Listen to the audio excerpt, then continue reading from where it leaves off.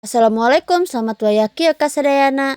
Manggih lalaban langka di tukang sayur tos we kusi mate di peser. Inget ka abi, cenah da abi maresep lalaban. Tos we abi teh melem japu, da sakalian we ieu teh urang botram da teu acan areman. Cing urang wasuh heula sakedap ame bersih, ame enak di emamna teh.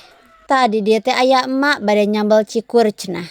Ieu mah nyambel teh tomat ongko, jeruk ongko kendailah ame pedo. Da ari menang nyambel emak mah sok enak wae lah. Osok parebut sieun seepeun. Cing urang cobian rasana teh kumahanya. Urang petik lalabna cocolkeun da salmel langsung am we dihuapkeun. Am sanguna am hulu japuna beuh mantap pokona malah. Ieu teh rasana teh aya nyereng-nyerengan di emamna teh lah. Rasana teh kos emam jotang tapi rada nyerengan ieu.